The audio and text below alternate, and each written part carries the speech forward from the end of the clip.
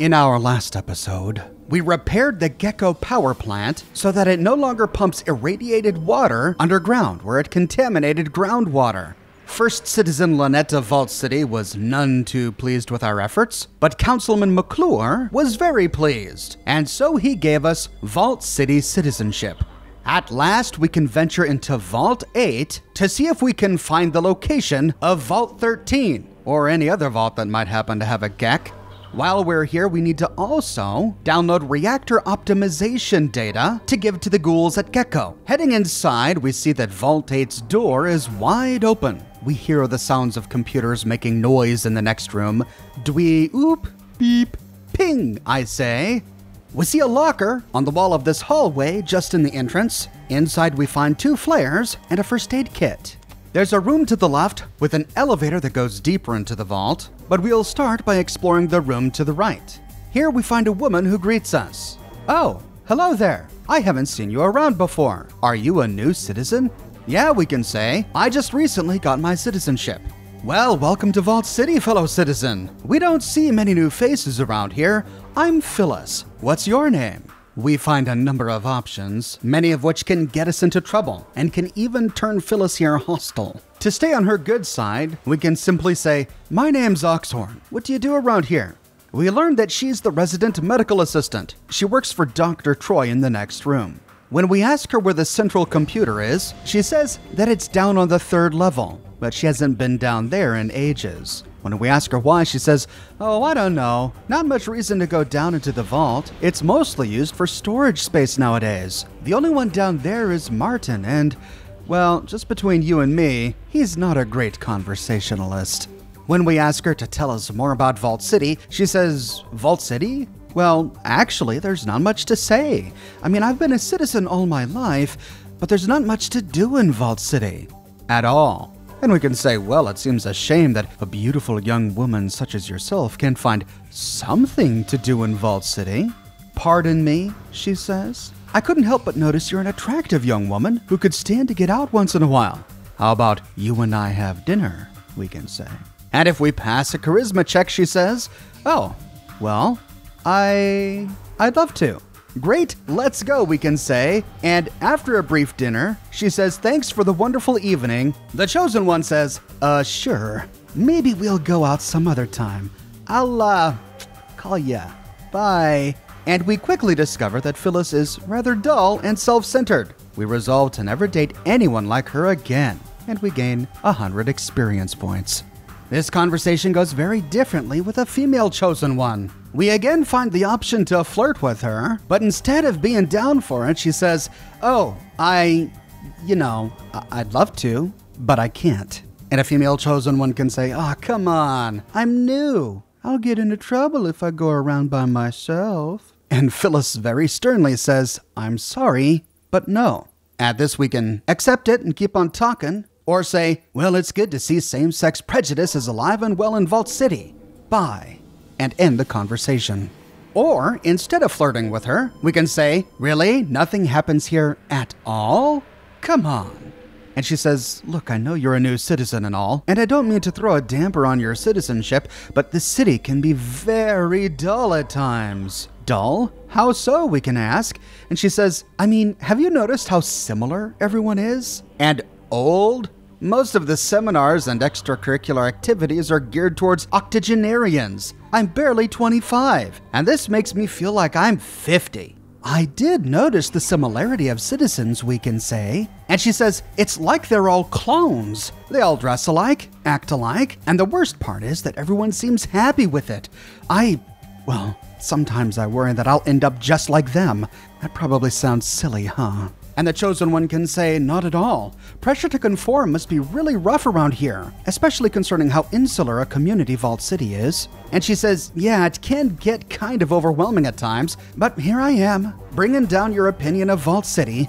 Don't misunderstand me, it's a great place to live. And we can say, just a suggestion, but you might want to travel a little outside of Vault City.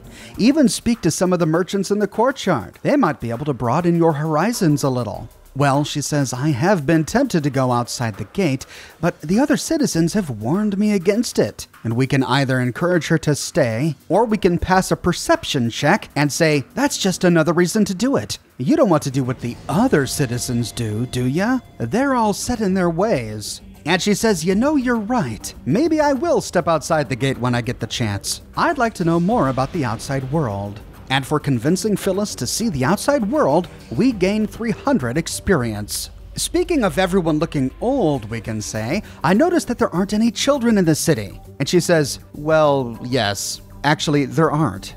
Yet. I don't know if anyone told you yet, but Vault City is a planned community.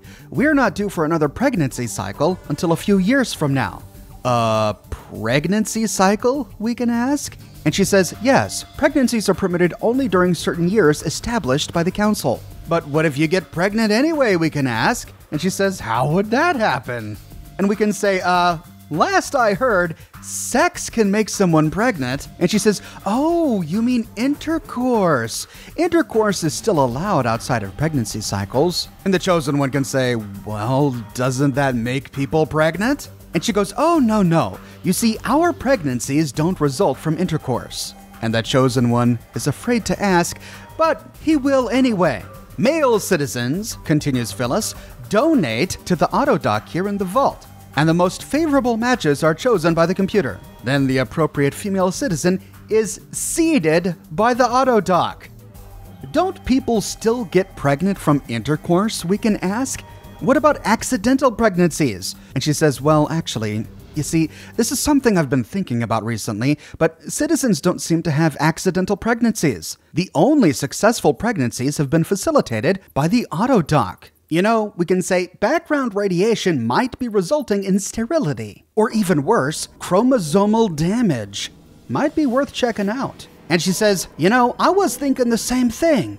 Maybe I should mention it to Dr. Troy. He has been too busy to look into it recently, but the next pregnancy cycle is coming up, so... And for convincing Phyllis to speak with Dr. Troy about the potential sterility of Vault City, we gain 300 experience. After learning the truth about how children are born here in Vault 8, the chosen one gets an idea. Can I donate? He asks.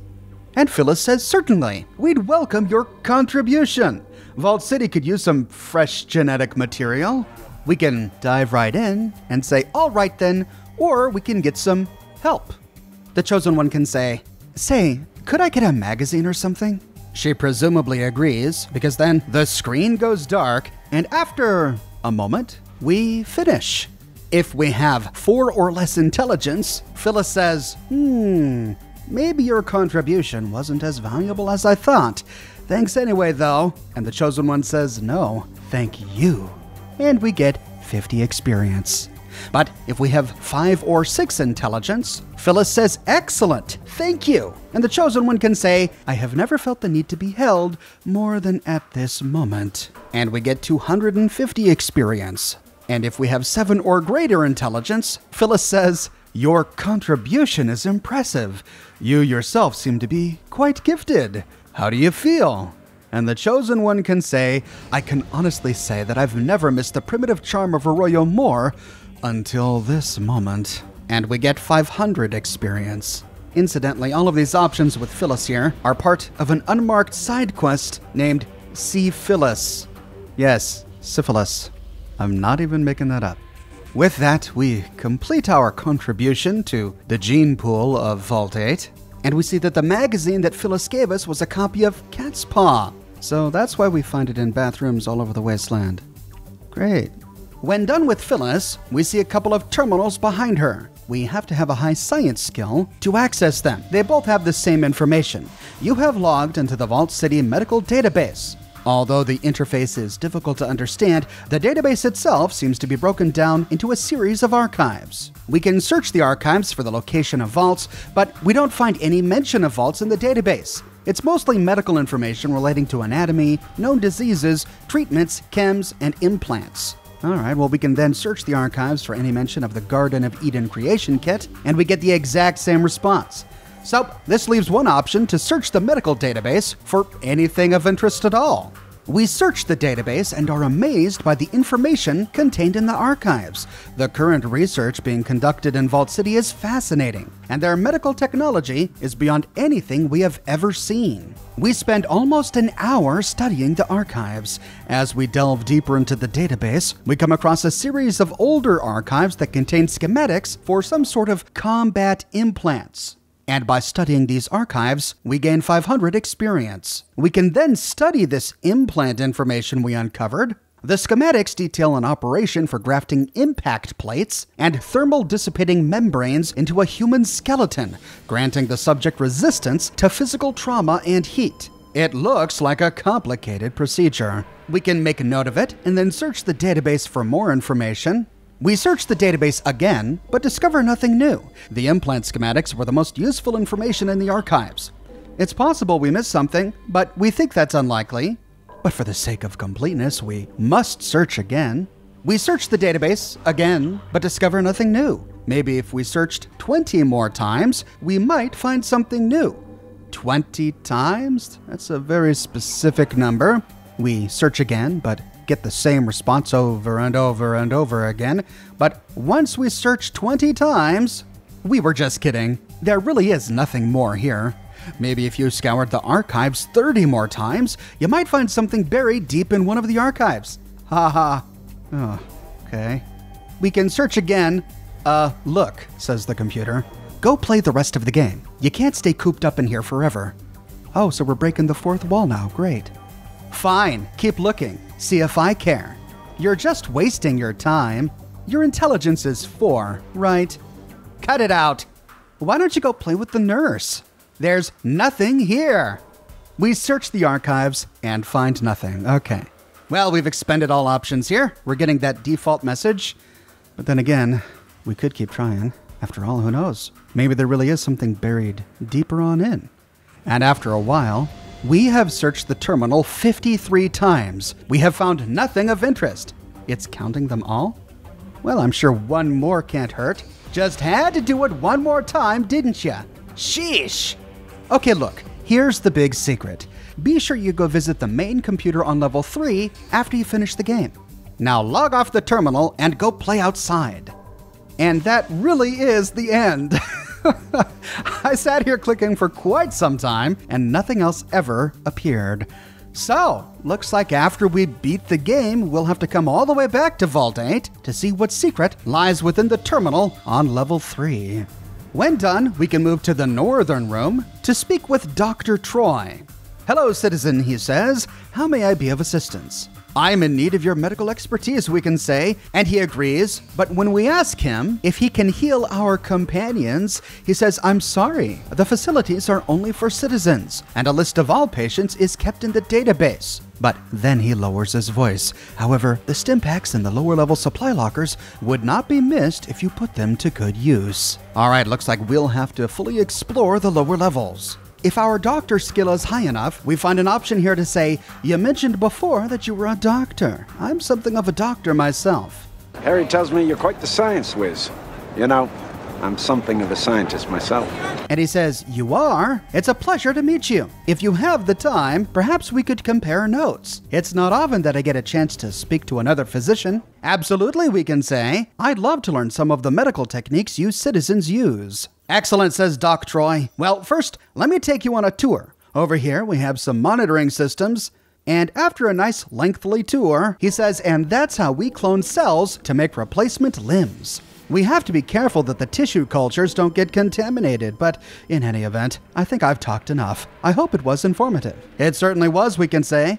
After the tour, if we inspect our character, we discover that we've received the Vault Training Perk. This perk grants 5% to first aid and 5% to doctor. After receiving this perk, if we ever come back to Dr. Troy while poisoned or irradiated and ask him to heal our poison or radiation, when cured, we find an option to say, much better, thanks. Say, before I get poisoned or irradiated again, during that tour you gave me earlier, you mentioned that you had vaccines that gave resistances to poison and radiation. Could I get that? Doc Troy says, certainly. I'm sorry. It's been some time since I actually had to administer them. Most citizens received theirs many, many years ago. Let me prep the auto doc for the procedure. All finished, he says. A word of caution, this vaccination doesn't make you immune to poison and radiation, but it does bolster your natural resistances. And when we inspect our character again, we see that we have the Vault City Inoculations perk. We've gained plus 10% resistance to both poison and radiation. We have to have at least 75% in Doctor in order to start the dialogue with Dr. Troy that leads to both of these perks.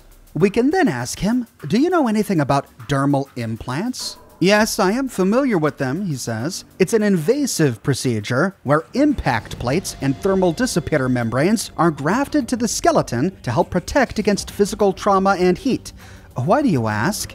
Well, we can say I ran across them in the Vault City medical database. Could you perform the operation on me? And he says, no, I'm sorry. As I've said, the implants are an invasive procedure, and the recovery period is long and arduous. Patients undergoing the operation in the past have also frequently developed skeletal deformities. I'm willing to risk it, we can say. Can you please do it anyway? And he says, I would consider performing the operation only in the event of an emergency, not for the sake of convenience.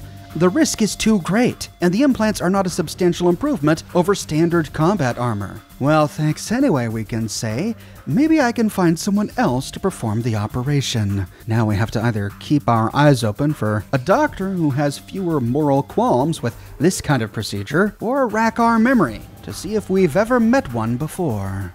As we are about to leave, Dr. Troy takes us aside. Hold on a moment, he says. I don't recall seeing you around here before. Are you a citizen? Yes, we can say. I just got my citizenship papers only recently. You're not a Vault City native, though, am I right? He says. I certainly would remember someone like you. Where are you from? We can be evasive or belligerent, which shuts him down. Or we can say, I'm from a small village to the west, Arroyo. Arroyo, he says. I don't believe I've heard of it. I'm sorry to pry. I'm just looking for someone who had traveled beyond the walls of Vault City. Most citizens have never left the walls of the city. Looking for someone? Why? We can say. And he says, I've been looking for someone who might be able to perform a special errand for me. What is it? We can ask. And he says, it has come to my attention that there is a new chem in the wastes. It's called Jet, I believe. I'm willing to pay $1,000 for a sample of this chem. So, you want me to smuggle some Jet into Vault City for you? We can ask. And he says, yes, I'm willing to pay you $1,000 for the sample. And your silence. What do you want the Jet for? We can ask. And he says, that's not your concern. Obtain a sample of Jet, bring it to me, and I will pay you $1,000. And that price includes your silence. What's to keep me from turning you in right now? We can ask. And he says, what? You wouldn't. How dare you threaten me? Oh, I would, we can say, and I will. How much is your citizenship worth to you? Life out in the wastes can be pretty rough on a person. And he says, I was a fool for trusting you. Very well. What is it you want? If we try to push our luck by either asking for $2,000 on the first of every month or $1,000 on the first of every month, he says, are you insane? There's no way I can afford that. We can say, you better find a way to afford it, or you'll be begging for scraps in the courtyard like the rest of the Outworlders. But he doesn't have the money. I went to First Citizen Lynette to see if there was an option to turn in Dr. Troy to get him exiled from Vault City, but I never found such a dialogue option. Or we can say, all right, make it $500, and we don't need to involve the First Citizen at all. And he says, very well, here's your first payment. I hope you choke on it. It's been a pleasure, Doctor, we can say. You'll be seeing me again real soon. With that, we get a steady stream of caps, $500 every month. Or, instead of blackmailing him, we can agree to his scheme. And if we happen to have some Jet on our inventory, we can say, well, what do you know? I have a sample of Jet right here. And he says, you do? Excellent. Thank you, my friend. You have no idea how important this is to my work. Here is your payment, as promised. Then, if we come back to Doc Troy 3 months later, he says, I have some good news. I was able to make an antidote from that sample of Jet you gave me. Once taken, it nullifies Jet's withdrawal symptoms and also removes the euphoria associated with the chem. Great, can I have some, we can say? And he says, of course. Here you go. I understand that the jet problem is especially prevalent in Reading. If you take the antidote to the physician there, Dr. Johnson, he should be able to see that it gets to those who need it. Thanks for the antidote, Doc, and we can take it with us. Now, there are other ways to complete this quest that reduce the amount of time it takes for Doc Troy to produce the antidote, but those other options require meeting other characters whom we'll meet later in this series, so we'll revisit those other options at a later time. He doesn't have much else to say, so after healing up, we can head to the elevator and head downstairs. We'll start by going to the second level. Upon arrival, we hear something rattling from a nearby air vent. It's making a horrible racket. We'll start by exploring these storage rooms. It looks like these were bedrooms before the residents of Vault 8 activated their GEC and left the vault. We even still see bathrooms and showers in these rooms. And the layout is very reminiscent of other vaults we've seen on the West Coast. Many of these doors are locked. In the room directly south of the elevator, we find a whole bunch of storage boxes, and inside one, 15 water chips. Oh, the vault dweller from Fallout 1 would be rolling in his grave if he learned about this. Each of these boxes contains more vault gear, 10 water chips in another box, and 15 in another. Near to the bathroom, we find a suitcase on the ground and inside a computer voice module. This is an important piece of equipment. We don't know what it's for yet, but we had better save it because it might come in handy later. We find more water chips in the other crates, and in a trunk on the ground, we find a motion sensor. Heading to the room in the southwestern corner, we learn that the door is stuck. It would take a very strong person to open it. Sounds like a job for a crowbar. Let's see if we can find one in the vault. Moving right, we can enter the next room. In a trunk on the floor, we find a big book of science, some antidote, $150 in a stim pack. And in the room furthest to the southeast, we find a trunk on the ground with another Cat's Paw magazine. Wow, people really do love their Cat's Paw magazines. A small dusty box of some sort. This has no real purpose in the game. We can sell it for money. $3, some junk and a couple of beverages. With the lower section of this floor explored, we can move across the hall to explore the northern section. But first, let's see if we can fix that doggone rattling from the air vent. It's driving us crazy. Inspecting it, we see an air vent, supplying processed clean air to the entire vault complex. We can hear a faint rattle from inside the vent. Well, we can fix that. Using our repair skill, we can try to fix this thing, but while we're repairing the vent, we discover that somebody hid something inside the vent. We open the vent and look for the source of the rattling. We spot something lodged inside and pull it out. For making this discovery, we earn 100 experience points. And the item lodged in the vent was a stack of 50 microfusion cells. All right, someone's tidy stash. Now it's ours. The northeastern door is locked. After picking it, we can head inside and inspect the boxes. More water chips. This is just pouring salt on a wound now. Come on, guys. Each and every crate just chock full of them. We find a trunk on the ground. Inside, we find our wrench, some pliers, a mallet, and hey, a crowbar. Heading out and moving to the southwestern room, we can try to use the crowbar on the door, but if our strength is not high enough, we learn that even with the crowbar, we still aren't strong enough to force the door open. Well, that's nothing a little buff out can't cure. One buff out will grant us +2 strength for a short period of time, and if we pry the door open, inside, we find 2 armor-piercing rockets, 2 explosive rockets, 2 frag grenades, and 10 units of flamer fuel. Moving back north, we can explore the second middle room. Like the others, we find crates filled with water chips, but we do find a locker on the ground, and inside, a lighter, a radio, a scout handbook, a coil of rope, 5 flares, and 5 knives. Wow, this is quite a haul. Moving to the room just left of this, we find another door that's stuck closed. We'll have to pass a strength check and maybe use a crowbar and some buff out to get it open. But if we do, we find some metal armor, 20 12-gauge shotgun shells, 50 5mm armor-piercing rounds, 50 5mm jacketed hollow point rounds, 24 10mm armor-piercing rounds, 24 10mm jacketed hollow point rounds, 20 44 Magnum jacketed hollow point rounds, and 1 red memory module. This is another important piece of technology that we don't have a use for yet, but may become important later on. So we'll save this for later. Finally, exploring the last room in the northwestern corner, we have to pick the door, and inside, aside from all of the water chips, we find a crate on the ground with 5 TV dinners and 5 boxes of noodles. There's a wall safe in the bathroom, and inside, we find an empty hypodermic, some Rad-X, and a cosmetics case. With floor 2 of Vault 8 explored, we can head back to the elevator and take it down to floor 3. Here we find all of their computers. At last, we can get some answers. The room to the right appears to be a rec room. We see lots of tables and chairs in front of TVs, but there's nothing here. Moving to the library to the left, we find a number of computers, but none of them have any relevant information on them. Our science skill tells us nothing. However, moving into the room just left of this, we find another computer archive. We see one flickering terminal to the right, and our Pip-Boy identifies this as a Vault City learning terminal. When we try to get some information from it, we tinker with the computer for a bit, but we learn that we have to use some scientific skill to actually get anything useful out of the terminal. So, using science, we spend some time studying the computer archives, and we gain 350 experience. We can repeat this, but if we do, we fail to learn anything new of importance. None of the other terminals in this room have any other interesting information. So, heading east, we can next explore a supply room.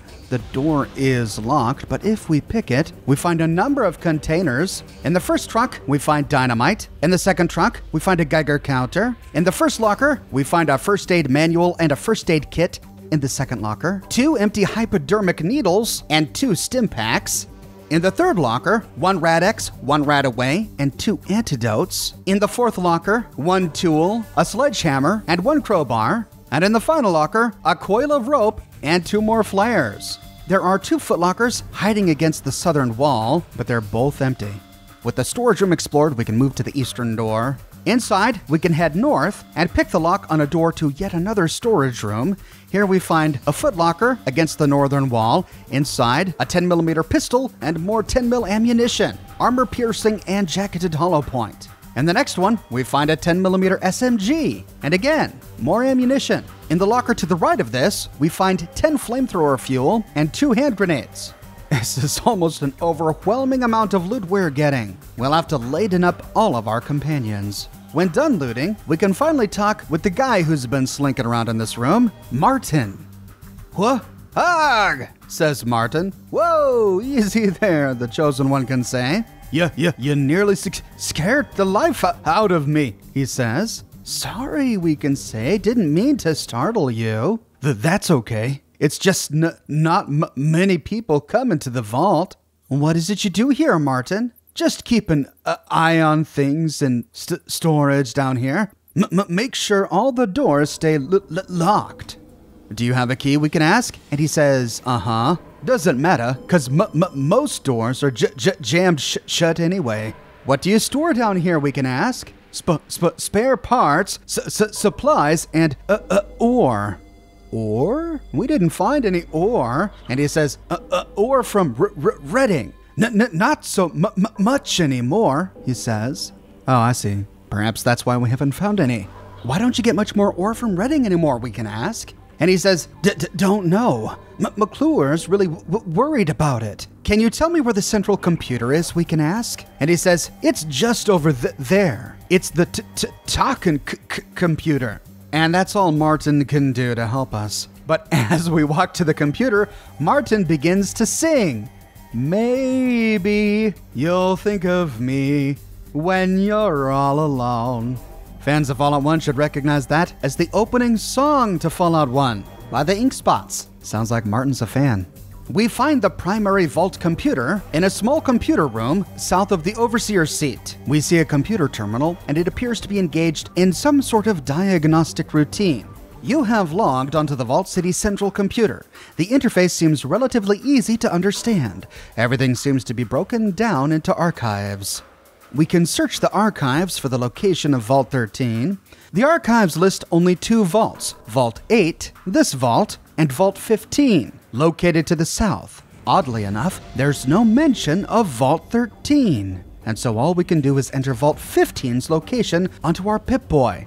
But how could this be? We know there was a Vault 13. We have the water flask, emblazoned with the number of the Holy 13.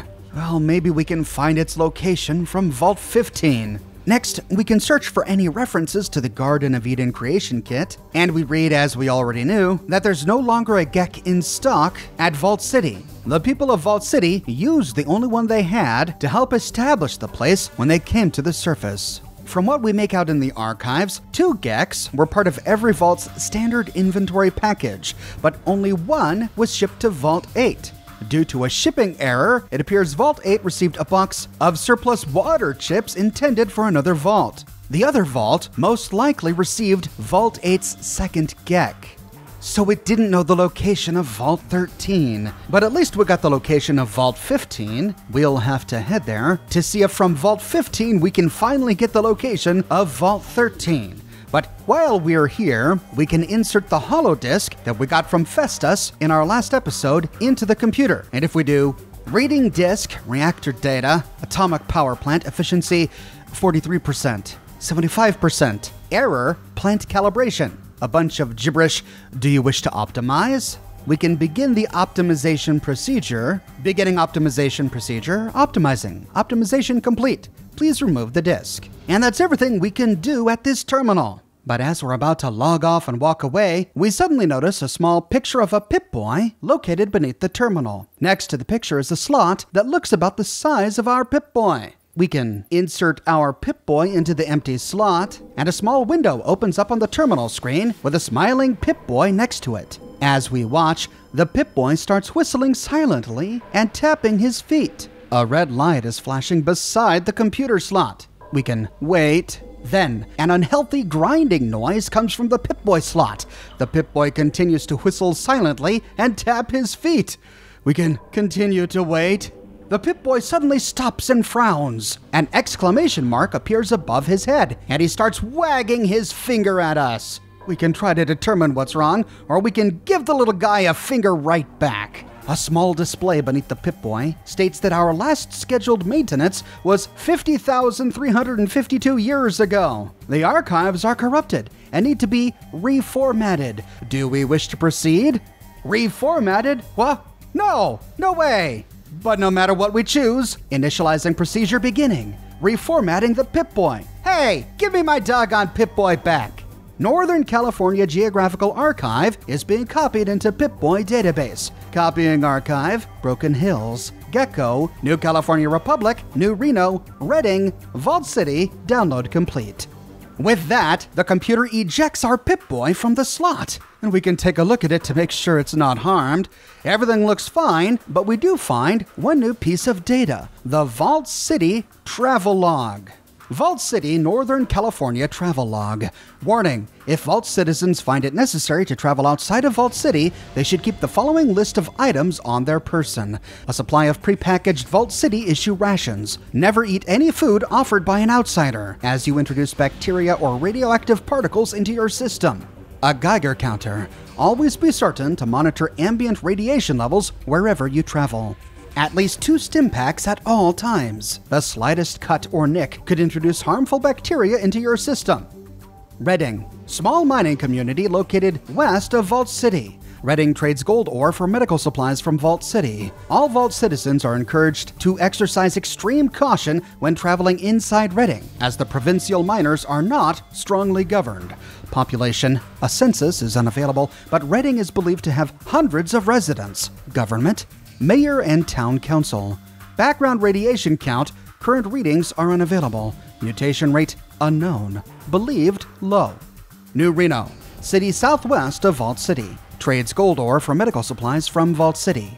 Reno suffered little structural damage during the Great War, though looting and property damage have taken their toll, so many streets and buildings remain intact. Warning, there is no central government and no law enforcement. Gambling, prostitution, and chem use are rampant. Vault citizens are warned to avoid New Reno at all costs. Population, no current census, but believed to be several thousand people. Government, New Reno presently exists in a state of near anarchy. According to reports, several crime families have divided the city amongst themselves. Background radiation count, current readings are unavailable. Mutation rate unknown. Believed low. New California Republic. The territories of NCR are located far to the south of Vault City. Trades mechanical equipment, gold, and various surplus products in exchange for Vault City medical technology. NCR has recently stepped up efforts to absorb Vault City as a border territory, so Vault citizens should exercise extreme caution when traveling to NCR. Population. Though a census has been conducted, we do not have access to the figures. NCR is believed to have many tens of thousands of people. Government, president, and a Congress. Background radiation count, current readings are unavailable. Mutation rate varies amongst territories. Broken Hills, a mining community to the south of Vault City that mines uranium ore. The ore is traded to Vault City in exchange for medical supplies, mostly Rad-X and Radaway. Humans are believed to be forced to live with mutants and ghouls within the town. Due to the nature of the inhabitants and the high probability of contamination, Vault citizens should avoid Broken Hills at all costs. Population, no current census, but believed to be in the hundreds of residents. Government. Rumor has it a mutant serves as the first citizen of this community. This is extremely unlikely, as most mutants are incapable of higher reasoning. If this rumor is true, it is another reason to avoid Broken Hills altogether. Background radiation count, current readings are unavailable, believed high. Mutation rate, believed high. Broken Hills most likely has a high rate of degenerative mutations. Vault City. This utopia is free from crimes and other sociological ills that inflict the other communities in Northern California. It has existed independent since its emergence from Vault 8 and maintains a thriving economy based on exporting medical technology to outsider communities in Northern California. All citizens are encouraged to remain in Vault City whenever possible. Population. Current census, 103 citizens. Government, first citizen and council. Background radiation count, files have been deleted. Missing the following strings: gecko, groundwater, contamination. So they don't want their own citizens to know exactly how much radiation is in Vault City. Mutation rate, files have been deleted. Missing the following strings: birth rate. Well, with no one being born in Vault City, I guess it would be hard for them to track mutations.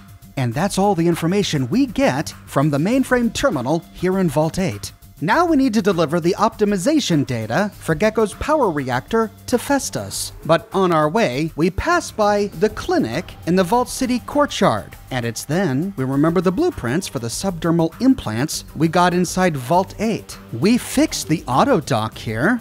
Well, if anyone could do subdermal implants, it's an auto dock. Heading inside, we can talk with Andrew. Whoa, looks like you've seen some serious action, friend. You here to get patched up? Actually, we can say, I found some combat implant schematics in the Vault City medical database. Could you perform the operation? And he says, combat implants? What do you mean? Well, according to the schematics I saw, we can say, you can graft dermal plates and thermal dissipators into a person's skeleton using the following procedure. We then hand him over the plans, and he says, well, I suppose with help from the old doctor, I could do that operation. Of course, I'd need some impact plates and dissipators first. Might be able to prize some out of a suit of combat armor, if you can find one. If we come back to him with a suit of combat armor in our inventory, we can say, I've got a suit of combat armor right here. Can you give me the information on some of the implants? And he says, you're serious then, I see. Well now, this is a risky venture. The citizens find out that I'm using the old doctor for this, and they'll take it right back. I see, we can say, but how much for the implants? And he says, depends on what you want. You want low impact, high impact, low thermal, or high thermal. Each one's got its price tag. Well, we'll start basic for now and find out about the low impact implant. Standard dermal impact armor, he says, takes the kick out of most explosions, punches, kicks, stuff like that. Say 5%. I'll need to strip some combat armor for the plates, and it'll take 2 days to do the grafts. $7,000 ought to cover it. 7,000, we can say. Whew, that's steep. $5,000 is all I've got. And if we pass a barter check, Andrew says, well, that sounds fair. All right, Let me just bolt you into the old doctor here. Hope the anesthesia reservoir isn't clogged again. Maybe you better bite down on this piece of Brahmin hide, just in case. With that, a couple of days go by, and he says, well, they're in, I guess. About the swelling and soreness, I'm pretty sure that both are just temporary side effects. Oh, that stabbing sensation you feel when you move your arms and legs, that should fade in a few weeks. And the chosen one can say, thanks, Andrew. Bye. With that, we get the Dermal Impact Armor Perk. This perk gives us a 5% damage resistance against normal ballistic damage and explosive damage. Because these implants are so expensive, I made a second character, gave him a bunch of money and beefed up his stats just so that I could record this footage. But for my real character in my primary gameplay, I haven't been able to afford these perks yet. But let's continue going through each of them. If we have more combat armor, we can go back for the High Impact Implant. And he says, well, technically, High Impact is standard dermal impact armor with extra assault issue impact plates crammed under your skin. So, says the chosen one, you're gonna need the basic dermal graft first. And he says, well, I'm gonna need another set of combat armor to get the extra assault plates. Good thing is, the plates will double the strength of the original grafts, so they'll absorb 10% of the kick. Except, yes, says the chosen one. It'll take a stretch, a few days at least, assuming the old doctor don't mess up. And it's expensive, $40,000 as I see it. Plus, well, it ain't gonna help your looks none. How much will it hurt my looks, we can ask? And he says, well, you're gonna be all blocky looking when I'm done. Shoving all those plates into your body means your charisma's gonna take a hit. You still game? I don't know, we can say $40,000 is pretty steep. I do have $30,000 on me though. And with that, we again spend a couple days in surgery and emerge swollen, bruised, and battered. Can you hear me? Says Andrew. Whew, I didn't think there was any room left for those impact plates, but I was able to pry a lot of muscle tissue and cartilage out of the way. They're in a jar over there, if you want a souvenir. With that, we get the Dermal Impact Assault Enhancement perk. This gives us 10% damage resistance against normal ballistic damage and explosive damage, but at the cost of -1 to our charisma. Heading back to Andrew, we can ask for the low thermal implant. And he says, the Phoenix implants take the bite out of fire, lasers, and plasma burns, about 5%. I'll need to strip some combat armor for the thermal membranes, and it'll take 2 days for the operation. $10,000 ought to cover it. $10,000 a bit out of my league. How about $8,000? We can say. A few days go by, and he says, mercy. That was a trial and error surgery if I ever saw it. I ended up having to amputate some of your nerve endings. That's the burning and itching sensation you're feeling right now. It'll probably fade in a few weeks. With that, we get the Phoenix Armor Implants perk, which grants us +5 damage resistance against energy weapons, plasma, laser, and fire. The final implant he can give us is the High Thermal Implant. And he says, well, I'm gonna need to scavenge the thermal dissipators from another set of combat armor. Good thing is, the dissipators will double the thermal resistance, absorbing 10% of the bite. But, yes, we can say, it's gonna make your skin blister, he says. Bad. You'll look a lot like that bubbling pre-war packaging material, so don't expect to be getting too many dates after this, and it's gonna cost you $50,000 up front.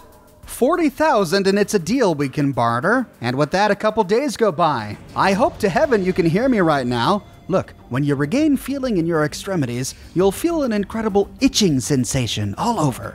Don't scratch it. If you do, those pus crusts over the drainage incisions will burst and scar. Give them a few weeks to heal, okay? And with that, we get the Phoenix Assault Enhancement perk, which grants us +10% damage resistance to energy weapons, plasma, laser, and fire. But it also costs us 1 charisma point. Those are all really expensive, so I think I'm gonna pick up those implants at another time. Instead, we need to head back to Gecko to turn in the optimization data holotape to Festus. Thanks for getting the data we needed from Vault City to optimize this leaky old beast, he says. You're a sly one. No denying it, by Cranky. Almost as good a job as I could have done myself. Of course, if you want to actually finish the dang job, just use that disk on the robot control terminal. Understand me? Well, okay then. Wow, Festus really doesn't want to do any work himself. Well, I didn't like leaving the job only half done. Goodbye, Festus, we can say. It looks like it's up to us. Heading back to the reactor control room, we can sidestep Hank and use the optimization data on the control terminal. If we do, we learn that the optimization procedure was successful, and we gain 2,500 experience. We can finish up things here in Gecko by going back to Gordon, the guy who originally gave us the holotape to download the optimization data from Vault City. And he says, "Thanks for fixing our atomic power plant. The next step in old Gordon of Gecko's plan is working nicely. Greed is a wonderful thing. You should be proud to be part of this idea." And the Chosen One can say, "Greed is good, right, Gordon? Well, I've got plans of my own to work on. Goodbye." And this is the last bit of evidence we need to realize that Gordon here, and possibly the entire name of Gecko, is a reference to Gordon Gekko from the film Wall Street. The point is, ladies and gentlemen, that greed, for lack of a better word, is good. Now, we have to head south to find Vault 15 and hope that we don't get sidetracked along the way. I publish many videos each and every week on my channel, so if you don't want to miss the next episode, be sure to subscribe and to click that bell notification button. If you have and you still feel like you're missing out on YouTube notifications, consider following me on Twitter at Oxhorn. I update Twitter manually with every new piece of content that I publish. I have a shirt shop with completely unique designs that you can't find anywhere else. My designs come on shirts in a variety of men's, women's, and children's sizes, and in a wide array of colors. You can find them on other products as well, like smartphone cases, pillows, posters, mugs, stickers, prints, etc. So if interested, you can find a link to my shop in the description below, or you can click here. If you like what I do and you want to support me in a more personal way, consider becoming a patron on Patreon or a member here on YouTube. But more than anything, I'm just so glad you're here watching this video with me today. Thank you so much for watching, and I'll see you soon with more brand new videos.